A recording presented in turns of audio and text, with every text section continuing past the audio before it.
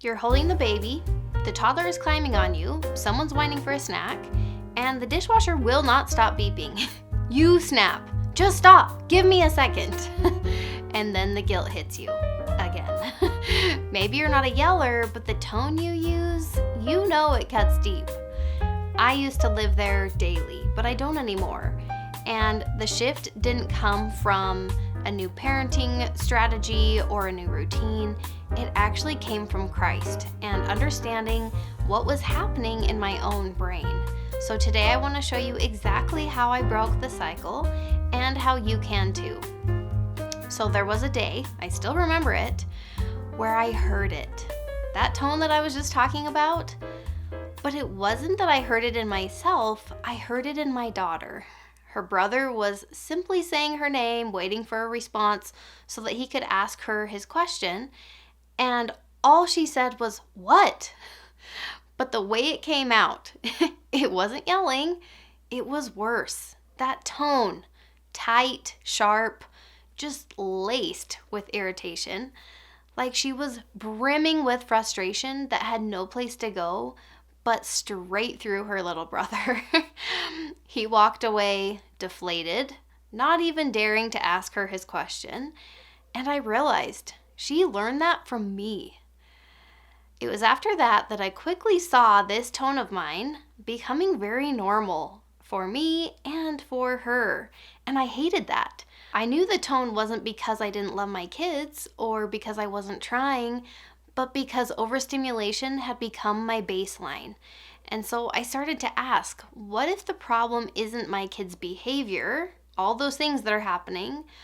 What if it's what's happening to me when they act like kids, really? I mean, they're just acting like kids. And that question led me somewhere that I really wasn't expecting. So here's what I didn't know at the time. When you're overstimulated, noise, touch, demands, your nervous system goes into fight or flight mode. It's not a character flaw, it's a survival response. Your brain doesn't know the difference between a lion chasing you or 3 kids asking you questions all at the same time. All it sees is a threat, and it floods your body with cortisol and adrenaline so that you can either fight or flight, run away. But the kicker is that your brain thinks that yelling or using that tone is fighting. Because when you do that, it gives you a hit of dopamine because it thinks you're saving yourself. It's very proud of you. Dopamine is a brain chemical that is a really big part of the brain's reward system. It contributes to feeling focused and alert, and so that's why it feels so relieving to finally snap. But that same relief also wires your brain to want to do it again, and that's how the cycle forms. But there is a way out, and that's where it gets really good here. So let me ask you something. Have you ever walked into the kitchen, seen crumbs on the floor, and instantly felt your blood pressure rise? No one said anything, no one was yelling, but suddenly you're just tense, irritated, on edge. Your shoulders tighten. You sigh really loudly and maybe slam a drawer a little harder than you meant to. You're already halfway into a stress response, and you haven't even said a word yet. That's what we call a conditioned response. Your brain has connected a specific trigger, like a messy kitchen, or maybe your toddler screaming while you're holding the baby, with a survival level reaction. And once that pattern is set, it does not take much to just light that fuse. It's kind of like Pavlov's dogs. Have you heard that story? So it was somewhere in the 1890s, a Russian scientist, Ivan Pavlov, did a little experiment with dogs. So every time he fed them, he rang a bell. Eventually, they started drooling just from the sound of the bell, even if no food was showing up. Their brains had linked the bell to the food, and so they had a physical reaction automatically. And here's where it gets really interesting. We do the exact same thing. Your child whines when you ask them to get dressed. That's the bell. Your brain thinks, here we go again. And boom, just like that, your body tenses, your voice sharpens, and suddenly you are snapping before you even really processed what's happened. Or Maybe the bell is that witching hour. You're trying to cook dinner, everyone needs you, the baby's crying, someone just spilled something, and your brain just hits red alert. We start reacting, not because we're choosing to, but because we have trained our nervous system to expect the worst. And the thing is, we're not doing this consciously. We're not saying, you know what sounds fun right now? Snapping at my kid. No, we are just acting out of a wired loop. And the more we react that way, the stronger the loop gets. So how do we break the cycle? Well, the same way Pavlov stopped the dogs from drooling. He rang the bell, but did not give them food. And eventually, their brains stopped expecting it. And that's what we're going to try to do. We are still going to have that bell, right? Your kid is going to refuse to eat their dinner. Your kid is going to keep whining. The mess is still going to be there. So you'll still feel that drool or that irritation, that urge to snap. But instead of giving it the usual response, which is yelling or snapping, we are going to interrupt it. And here's how. In order to interrupt the loop and stop reacting on autopilot, we are going to give our brain something it's not really used to, which is a pause. Trying to force ourselves to be calm is just never going to work because we're resisting that urge. We're resisting the feeling that's there. Instead, we need to allow it. So here's what that looks like. Let's say you ask your child to put their shoes on and they just keep playing.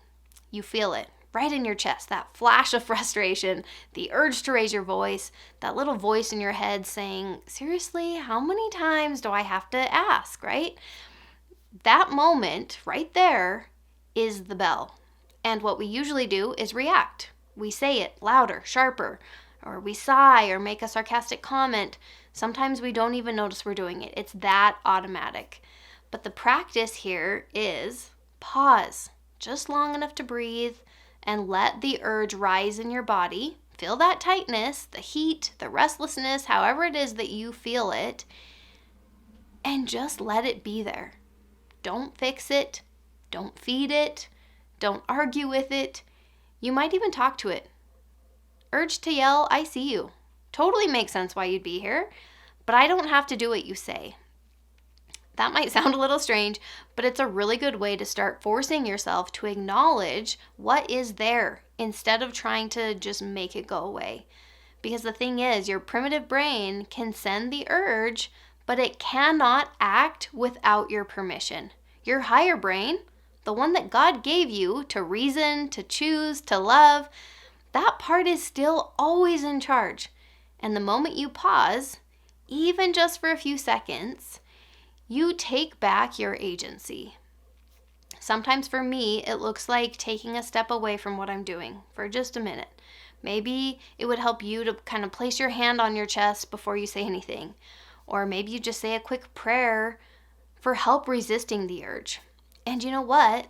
That little pause will start to work, not just in the moment, but over time. It's like strengthening a muscle. At first, it feels really awkward and weak, but the more you practice it, the stronger that spiritual and emotional muscle becomes.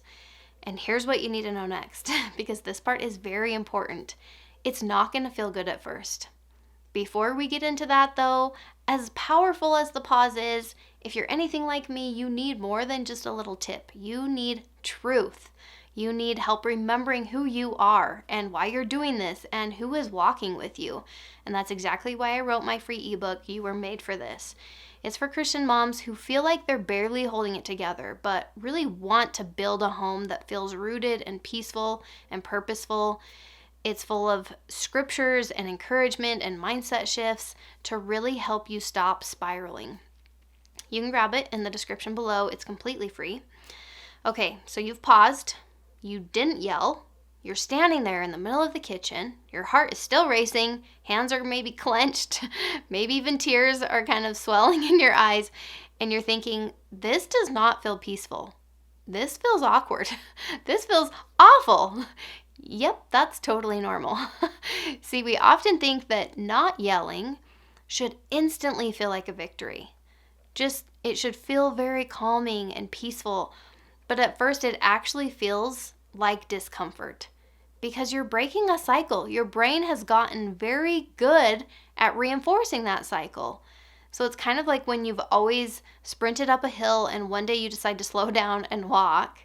Your body wants to run. It feels very unnatural and almost painful to not be doing that. And that's what happens in your nervous system when you pause. But that discomfort you feel is not a sign that something's wrong. It's a sign that something is healing. Proverbs 25:28 says, "He that hath no rule over his own spirit is like a city that is broken down and without walls." When we let our emotions rule us, we're left unguarded, reactive, vulnerable. But every time you choose to pause, you're rebuilding those walls. You're becoming a woman who governs her own spirit. And that is power. It doesn't mean you never feel angry. It doesn't mean that you're never going to be frustrated. It just means that you are not going to let it run the show anymore. You're not going to show up that way anymore. You are going to, instead of suppressing it, you're going to steward it. You're saying, yes, this is hard. Yes, I'm overstimulated. Yes, I feel like yelling. And then you breathe and you don't yell. And in doing that, you're telling your brain, this moment is not an emergency. My child is not my enemy. And I can stay rooted in love even now. So you're building spiritual strength. Just like your body is getting stronger with exercise, your spirit is growing stronger every time you practice that restraint. And the fruit of that discipline is peace, confidence, love, presence, and the quiet joy of knowing that you are acting and not reacting in the way that Christ would lead you to. So let's talk about what this looks like over time. What happens when we don't snap? When we pause and choose a different way? That's where this verse comes in, one that completely reframed how I saw self-control. Use boldness, not overbearance, and also see that ye bridle all your passions, that ye may be filled with love. That word bridle is so impactful. It doesn't mean suppress, it means guide. We are not called to be emotionless. We are called to govern our emotions in righteousness. And here's the incredible thing. When we learn to bridle our passions, we're not just white-knuckling it through parenting.